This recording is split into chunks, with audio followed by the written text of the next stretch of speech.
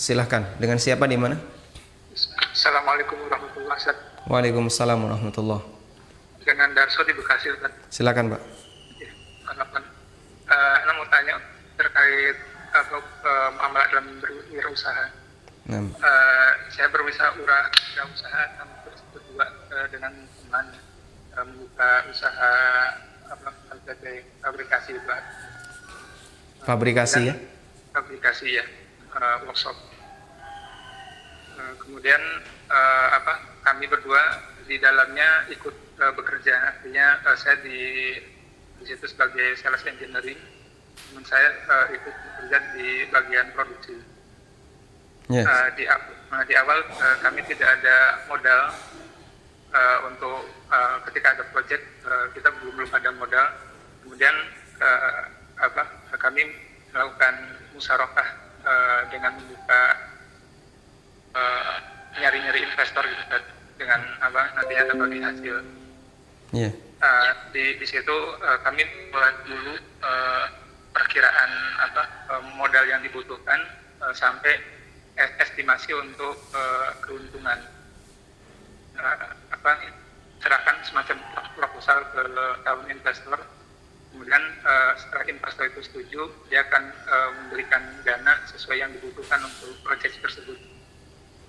Kemudian setelah proyek itu berjalan sampai selesai dan sudah di akhir pekerjaan itu selesai, kita bisa invoicing dan bisa setelah dibayarkan lah oleh customer, baru kita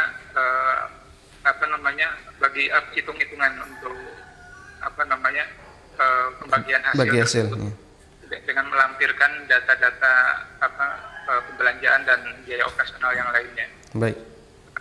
Yang saya tanyakan di sini itu di awal ya, tapi kemarin kita alhamdulillah dalam setahun itu ada kas dari setiap pembayaran ada lebih, sehingga di akhir-akhir tahun kemarin kita tidak musyawarah hanya per project, tidak untuk tahunan ya.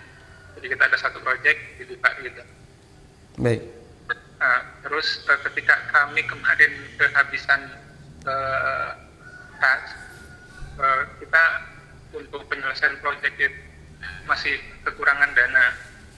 Kemudian kami membuka musyarakah, sedangkan project tersebut sudah berjalan sekitar 70%.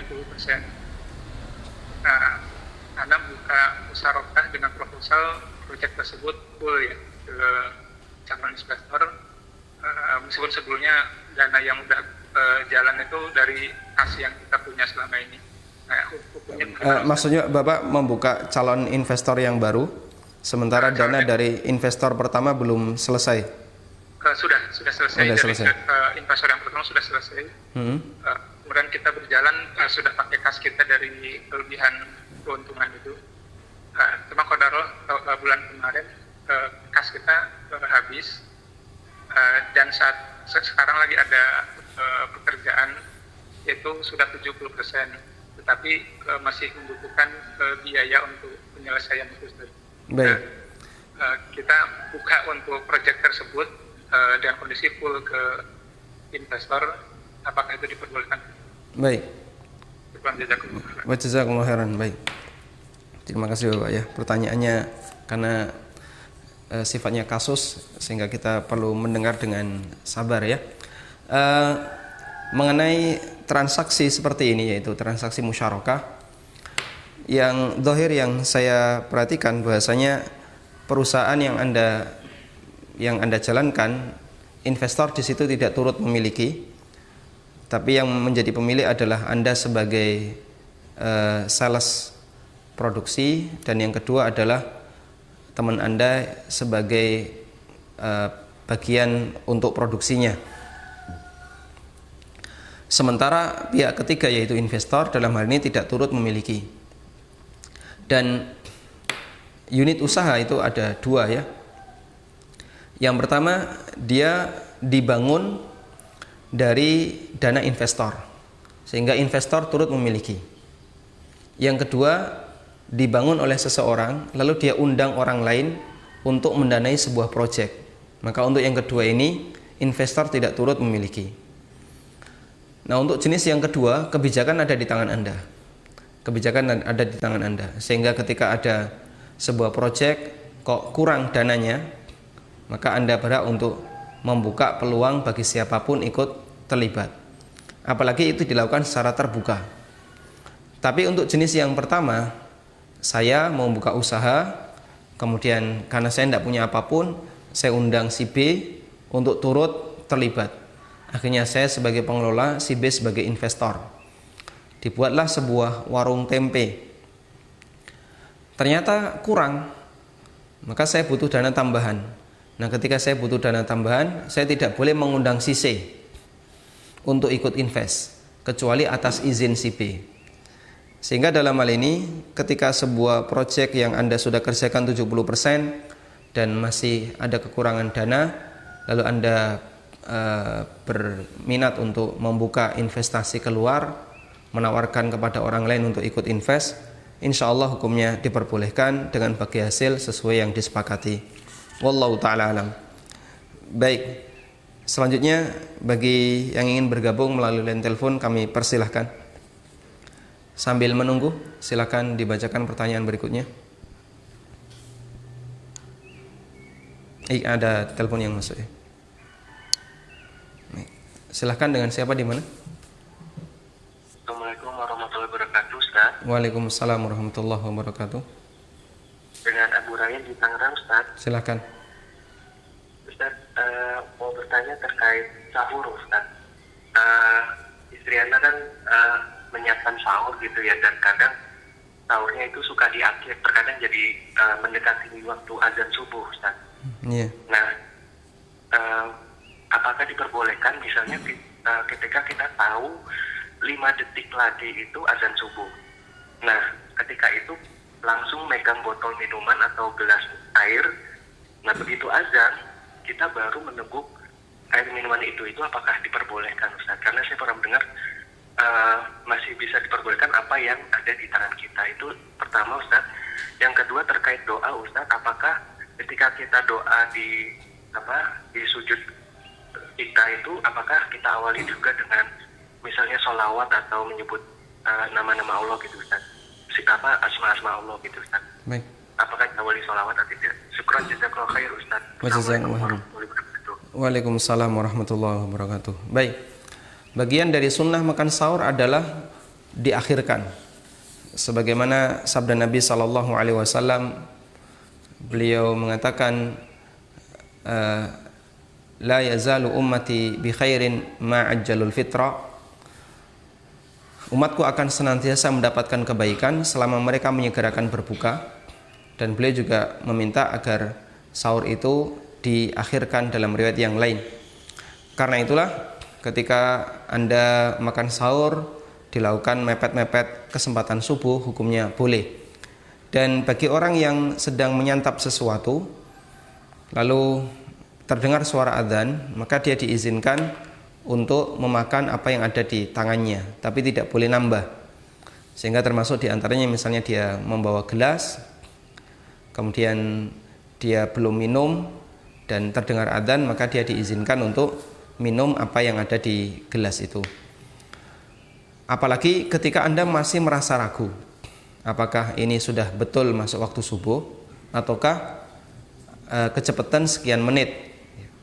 Kalau Anda belum begitu yakin bahasanya itu masuk waktu subuh, Anda boleh minum, bahkan boleh nambah.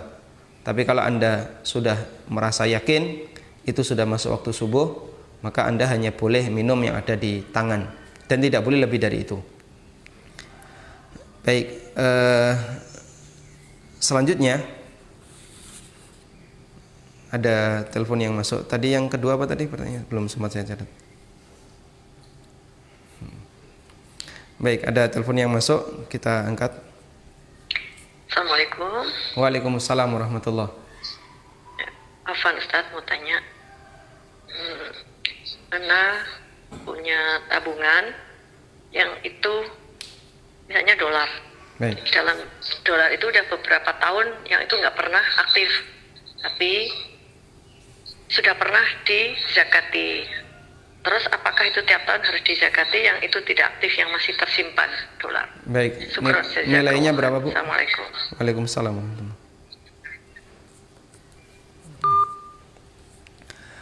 Harta yang bentuknya emas, perak, atau mata uang sebagai pengganti emas dan perak, meskipun dia tidak aktif, dia dizakati setiap tahun. Tidak aktif dalam arti tidak dimanfaatkan untuk keseharian. Dia dizakati setiap tahun. Sehingga ada orang yang punya simpanan emas, emas ini juga wajib untuk dizakati setiap tahun meskipun dia dibiarkan saja dalam kondisi mengendap.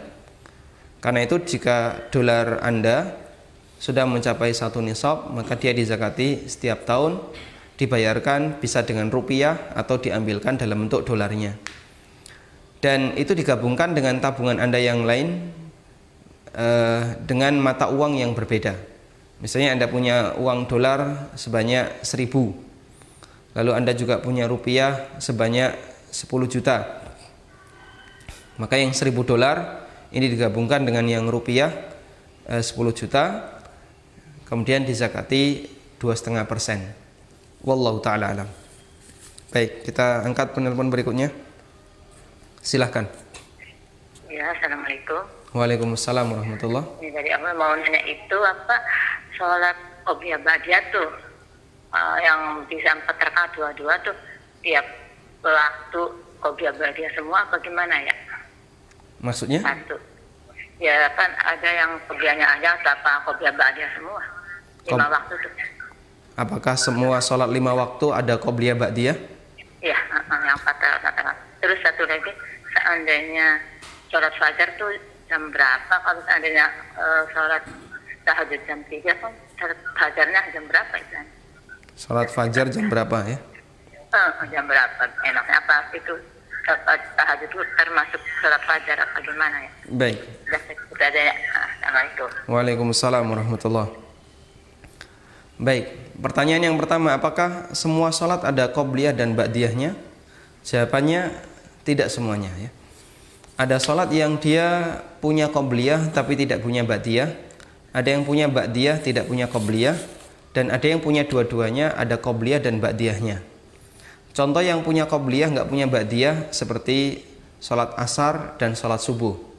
Tidak ada ba'diyah asar dan tidak ada ba'diyah subuh.